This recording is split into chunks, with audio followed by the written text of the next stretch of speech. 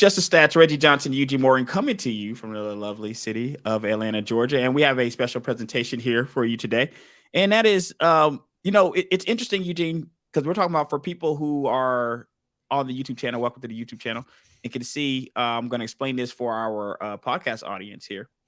And, when I was trying to think of who the worst NFL owners were, Dan Snyder just dropped from the heavens for me, man. I'm thinking like, I think he's got to be the worst. And that was just spitballing, man. I'm like, we got to, because initially when we were going to do this show, Eugene, we were going to talk about some bad owners and stuff. Right.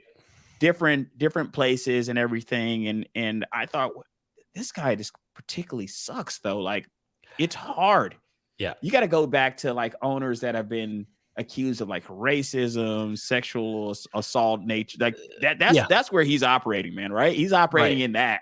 Right. You can't just talk about the money with the guy. You got to talk about how horrible of a franchise this was here, and how horrible this franchise was ran with Daniel Snyder there. And this is now let's think about this too. He bought the franchise in '99. He bought it from Jack Kent Cooke's estate. And he paid $800 million for it. And that was in 1999. This article came out, this ESPN article came out in October of 2022. Look how many years there. So it's 2 decades. Yes. Of complete debauchery there and mismanagement. So we're going to talk today about an article. We're going to have some stats from this article on The Athletic. And the article is written by Larry Holder and Greg Rosenstein. And it's the title of the article is 27 QBs, 10 coaches, 6 playoff appearances since 99. And we love the stats here. So we're going to pull them up. We're going to have them up on the screen here. Let's go full screen so people can get a chance to see just how much this team really sucked under his leadership. Now, what's crazy is there are other owners that have sucked, Eugene. And some of these owners have been criticized because of things like Art Modell, like moving his team. When Art Modell decided to move the team to Baltimore, of course, people were upset about it. And he moved a legendary team, the Browns' legendary team. Right. Moved the Browns to Baltimore, and people, of course, still hate him for that. But when you look at how things have turned out for Baltimore since being in Baltimore, how do you knock that move? They've had a couple of Super Bowl championships since then. Yeah, and a winning, and they're a winning franchise. They're, they're always, they don't hang around the cellar for too long. And what's interesting is that's the opposite of direction of how the Cleveland Browns gone. So I have a hard time including Art Modell and just the worst owners. Now, when you juxtapose that against some of the best owners, legendary owners like the Maras and the Rooneys, who I love, I love the Rooneys. Yep. Love the Steelers. Mars with the Giants. Al Davis, the Raiders, like this, that's a bygone era of owners that are just legendary as their teams are. I think you still have Jerry Jones around here now. And once Jerry Jones is not in control of the Cowboys, hard pressed to see how many other teams have ownership like that. And Washington was a legendary team at one point, when they had Joe Gibbs there, right? Joe Gibbs. 3 Super Bowl wins, 83, 88, 92. They were a legendary team. Right. They're a legendary team. Now, as we're looking at, I'm going to explain this on the screen here for our podcast audience here. We're at 0 Super Bowl wins. I don't really think that's one to have to explain. If you've been paying attention in the NFL, of course they haven't won. They're barely winning games, period. Right. More or less making it to playoff games, So, of course. Now, the 6 playoff appearances in 24 seasons, and none into the NFC Championship game, by the way. 4 losses in the wild card round, 2 in the divisional round. It's pretty horrible. Before we even get to any of the off the field stuff, right?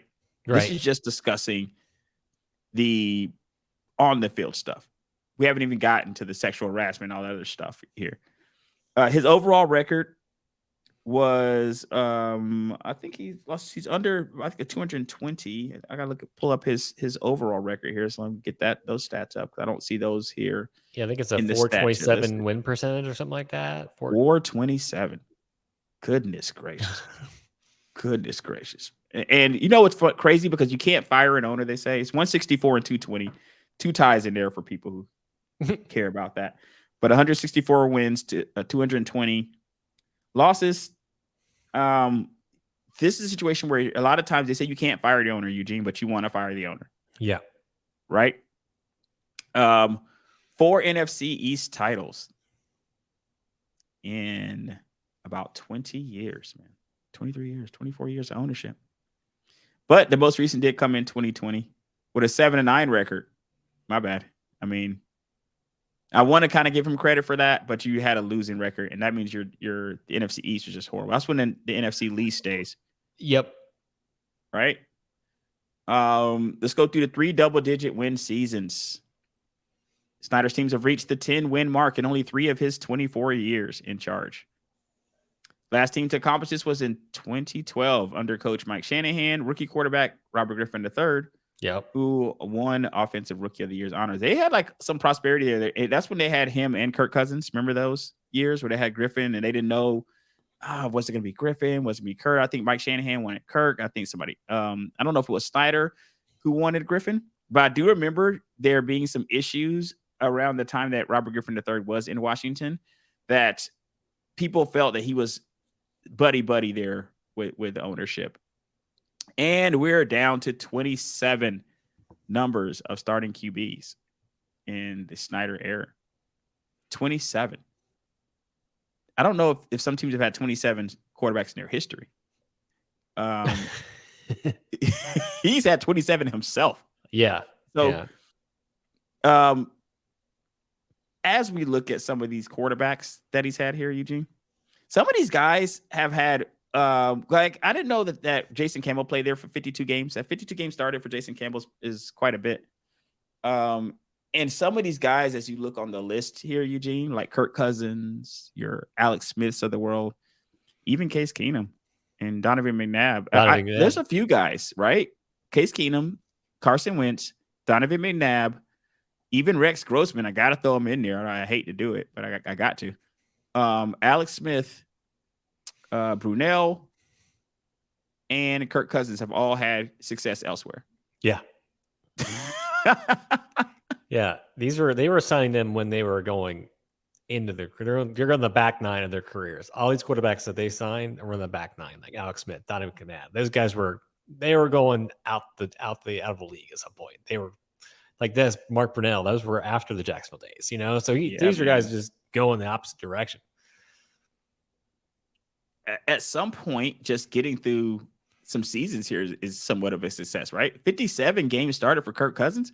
Kirk Cousins, at this point in time, has started the most games for Washington during the Dan Snyder. I have to go back and look, because back in the glory days, I think it was it Theismann back? I got to go back and look and see. I just pulled that out and see if it was Theismann back in the glory days for Washington. But 57 games started. It's a decent amount of games. I mean, one knock on Kirk, that he can't knock Kirk for not starting games, right? Right. And he puts up some stats, I guess, when we could do a whole Kirk Cousins episode where I try my hardest to cape for Kirk Cousins, who can't seem to win a game that's played past 7 p.m. But I do want to cape for him a little bit here, because in Washington, going 57 games, I mean, that's under the Dan Snyder regime. I mean, that's somewhat of an accomplishment now. Do you think so? Yeah, it's got to be it's got to be up there. He played 50 more games than Carson Wentz. 50. Wow. I didn't know Carson Wentz only played 7 games. Like, what's that about? I really thought he played more games than that. I did too, but I remember I think they ended up benching him at one point, or he got injured, and I just that was just a failed attempt, a failed at this thing for anyone just trying to sign Carson Wentz anything. And now that they're still learning from their mistakes, they're gonna go with the rookie quarterback starting the season. So they're still not even, they're still going backwards on the quarterbacks, in my opinion, still. At least the ownership gets to reset a little bit, right? Yeah. You're going to reset your ownership, see what happens there. Maybe, I mean, quarterback's hard to get right on any team, but with a dysfunctional owner, it's even harder, because a lot of times dysfunctional owners And a lot of these owners too, and this is not just even a Dan Snyder situation.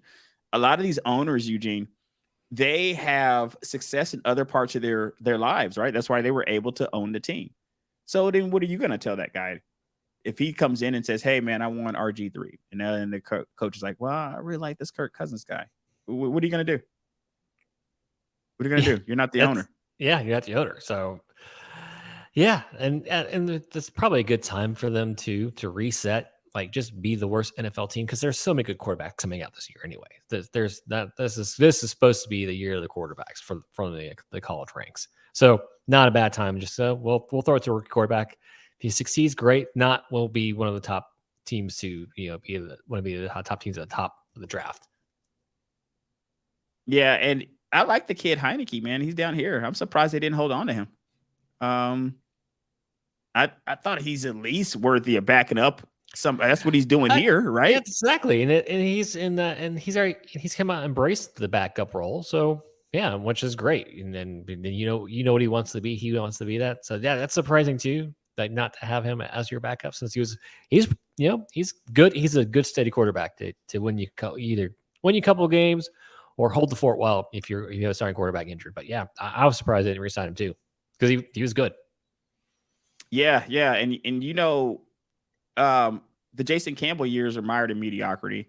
But he started 52 games. I mean, that's a lot of games. I mean, we're getting to the point here now for Washington quarterbacks. Just starting this many games under Dan Snyder is becoming an accomplishment.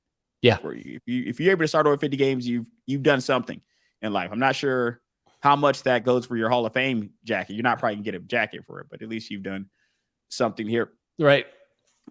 Now, as we go through the last stats here for our YouTube audience, these are some of the worst, right? These are some of the worst. So let's go to 10 head coaches. You know how I feel about teams that run through head coaches, Eugene. I've said it time and time again on the show. If you're a team and you're running through several head coaches, he's had a new, because he owned the team for 24 years. He's had 10 head coaches. That's a new coach roughly every 2.5 years. Yeah. You're still dealing with the other coach's decisions at that point. You're not even able to step in and kind of do your own thing, right? On average there.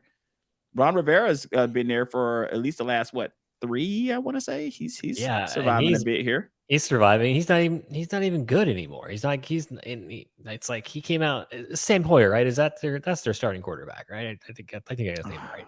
Doesn't really matter all that much. No, I would have liked Heineke there better than that. Yeah, to be honest with you. But he came out and said, "Yeah, we look at him like the miracle guy from the Niners." I'm drawing a blank. Brock Purdy. He's trying to compare him to Brock Purdy. It's like Purdy had copious amounts of weapons around him. Washington doesn't. I mean, they've got some young talent, but it's not anywhere in the same category what they had in Washington for Brock Purdy. So it's just, it's like, come on. It's when I heard that statement from Ron, it's like, give me a break. So yeah, you're right. You can't, and that the issue too. I mean, just from the NFL side, he was a yes man. Like he needed yes men around him. He didn't want anybody to disagree with him, and that's right there. Shows the record, how many head coaches he's had in and out of there. The quarterbacks, he wants yes men around him. He's like, well, this is who we're picking. I don't think it'd be a good pick, and doesn't care. That's who he wants. So that was always his issue on just the on the NFL team side of it. You know what's interesting about that is just to add insult to injury here, that the 32 being ranked the worst in the league for attendance, for average attendance, which why would it not be? Because you guys aren't great, and I don't understand why. I mean, some of these teams, when you look at teams like the Browns, right? Those fans still show up there. Those fans still show up there. All those years of losing, those fans still show up. Right. When you get to 32 in ranked average attendance, now you're hitting on all cylinders of sucking. Yeah. Right. You're sucking all the way around 360, brother. You're sucking all the way around here. Your team is not great. You have sexual harassment charges or sexual harassment cases, suits, I should say. He settled a couple of suits, allegedly. Maybe they didn't admit fault there. Go ahead and say that. But but the suits are out there. That ESPN article is a great ESPN article written October of 2022. I suggest anybody read it. It's 8,000 word articles. It's serious article. And that's not even the NFL investigation. Because I remember the NFL, I think itself had an investigation, and that's not even been released. So you have this reputation without really all the information being out there, Eugene. Yeah. I don't think anything released from that NFL report would make you a better owner.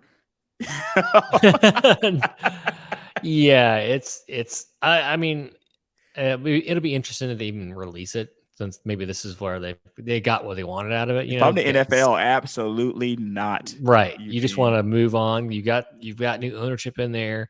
You've got, so they just want to, like, NFL. Okay, we've got what we wanted. He sold the team. Let's move on. Let's get away from this as fast as we can. That's what they want to do at this point, I'm pretty sure. Well, at one point, man, he threatened to dig up dirt on the other owners. It's like, hey, you guys aren't clean, and that's when they really got him out of there. They accelerated him getting out of there at that point. Right, exactly. That's what will happen. What you had other billionaires into the mix. They're like, no, let's get him out. Let's make the vote happen really quick. So, yeah, man, because he might, you don't want the guy to actually say anything here. You don't want the guy to actually come up and actually really try to hurt you in that sense. Now, it's interesting here, Eugene, because now that they go into this next phase, because he paid $800 million. Listen, these owners, whether it's an owner in the NBA, because Sarver and the other clown from the Clippers forced to sell their teams. Yep. And but they all profit in business at the end of the day. This guy paid $800 million for this franchise in '99, and 24 years later, he sold it for $6 billion. Right. That's almost 10 times. Yeah. Almost. Not bad. Not a bad investment, man. No. It's not a bad investment, right? You're not necessarily punished. I guess the punishment comes in the hubris, right? So the punishment comes in like you don't get to own your team anymore. No. And the punishment comes in you are publicly disgraced, right? Because from a public standpoint, you're publicly disgraced. You don't really get to own your team anymore. So that's where the punishment comes. But at the end of the day, it has kind of paid off. I mean, $6 billion, $800 million investment. It's excellent. It's an excellent return on investment there. So yeah, I'm not sure where he's going to suck later, but he has absolutely been the worst NFL owner. And it sounds like your dog agrees there. Your dog does not like he doesn't like the Dan Snyder talk, man. So we're gonna kind of cut that out here. This is Just the Stats. Thank you for watching us on our YouTube channel. Check us out on our podcast, Stitcher, iHeartRadio, Google Podcasts, Apple Podcasts, Spotify, wherever you find your podcasts. See you next time.